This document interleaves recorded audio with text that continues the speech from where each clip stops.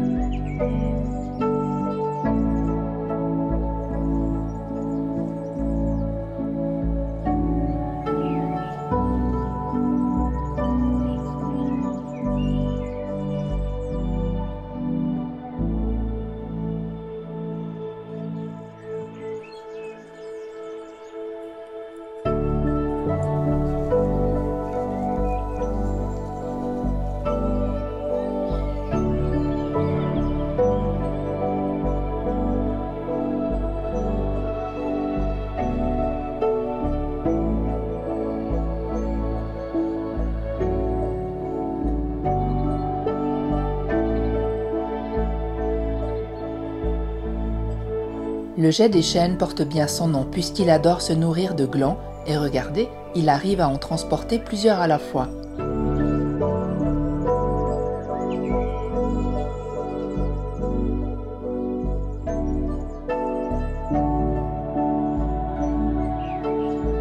Mais cette femelle merle préfère les vers de terre qui semblent être nombreux à cet endroit.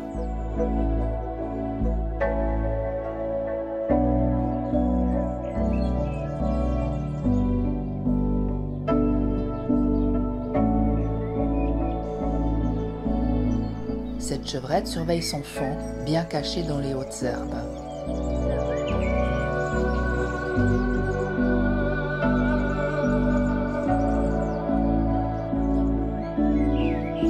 Quant à ces petits marcassins, ils jouent ou se grattent sous la protection de leur maman qui broute non loin d'eux.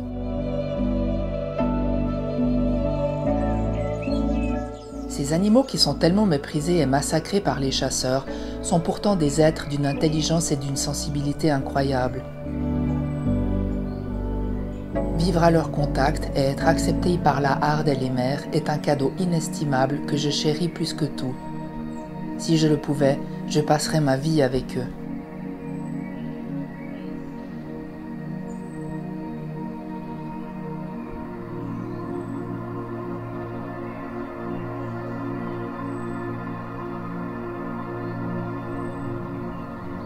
Le sol des bois est tapissé d'une épaisse couche de feuilles mortes et de branches en décomposition, sous ou sur lesquelles on trouve toutes sortes d'insectes et de gastéropodes, mais également des petits rongeurs et des reptiles.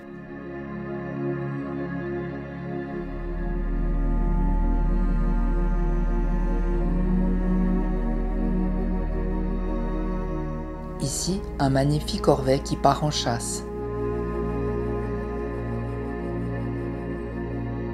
Dès le mois de mars, les fleurs sortent de cette biomasse pour venir égayer le sous-bois et jouer leur rôle auprès des insectes. Crocus, primevère, anémone, violette, tucillage ou encore muguet.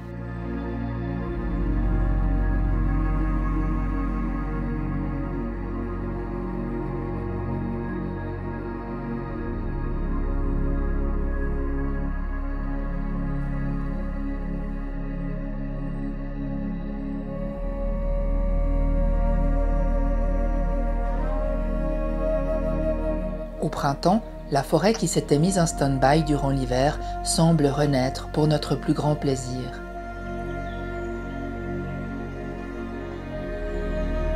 Petit à petit, semaine après semaine, elle reprend ses couleurs et tous les dégradés de vert nous offrent un spectacle magnifique.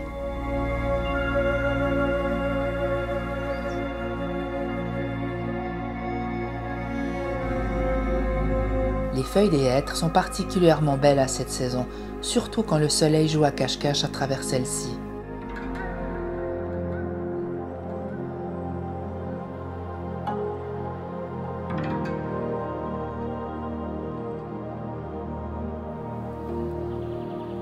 J'adore contempler la canopée, les rayons de lumière qui la traversent, ainsi que le bruissement des feuilles qui bougent avec le vent, sous l'œil perçant des faucons cresserelles.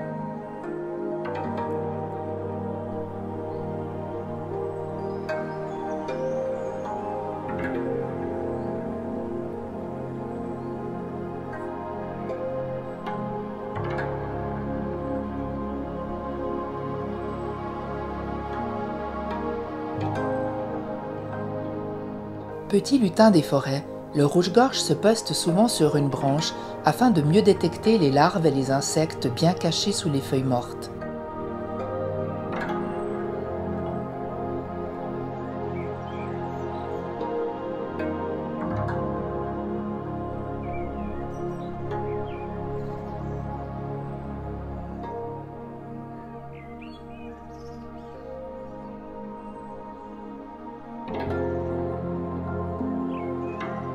L'écorce des arbres, avec ses plis, ses ridules et ses cicatrices, nous en dit long sur leur histoire.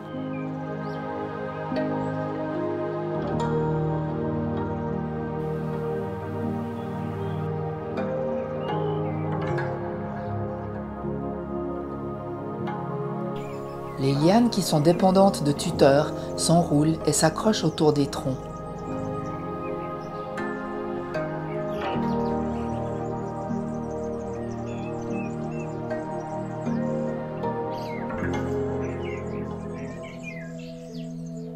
Il y a tellement de végétaux différents dans une forêt.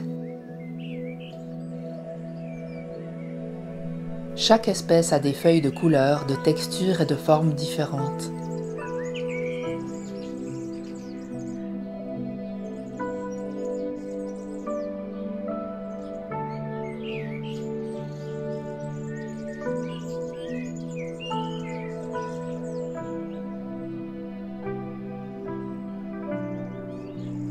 La faune et la flore sont totalement interdépendants des uns et des autres.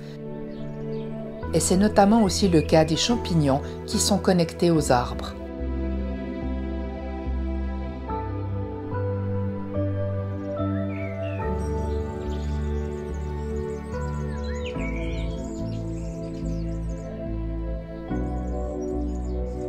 La délicatesse des mousses et des lichens ressemble parfois à de la dentelle.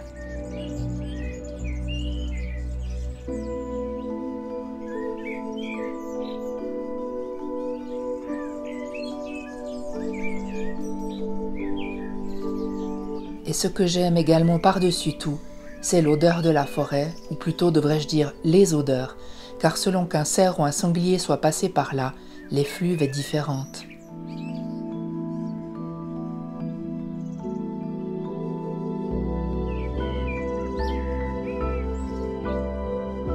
Les racines des arbres tombés offrent des abris intéressants pour les lièvres et les sangliers.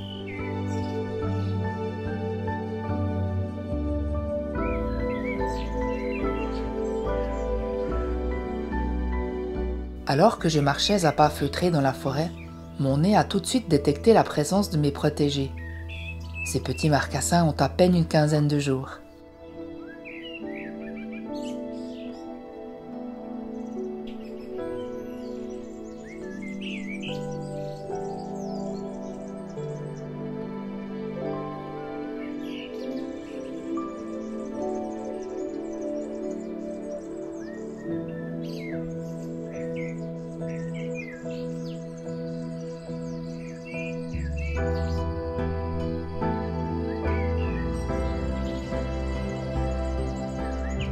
Les renards et les blaireaux creusent le sol pour y créer des terriers qui leur serviront de maison.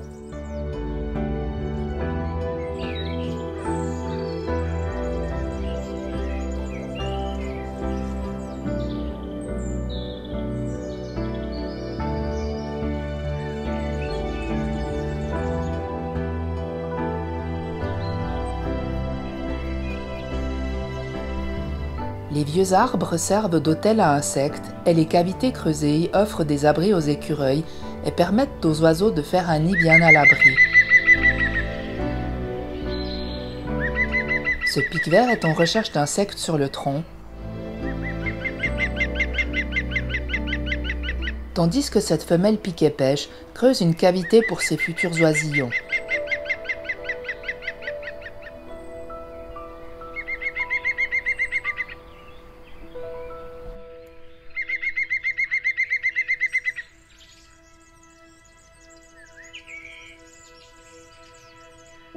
La forêt est un merveilleux écosystème qui abrite de nombreux animaux et végétaux qu'il faut préserver de nos dérangements intempestifs.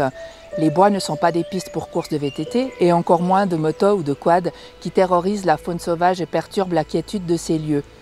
Dans la nature, il faut se comporter en invité et non en conquistador. Je profite de cette vidéo pour vous rappeler qu'en Suisse romande, d'avril à juillet, les chiens doivent être tenus en laisse dans les forêts, mais également à l'oreille de celles-ci, afin de protéger les mammifères qui mettent bas en cette période, de même que les oiseaux qui nichent au sol, comme c'est notamment le cas pour le rouge-gorge que vous avez vu dans cette vidéo. J'espère que vous avez aimé ces images et je vous dis à bientôt pour de nouvelles aventures dans la nature sur ma chaîne Vie Sauvage. Bye bye!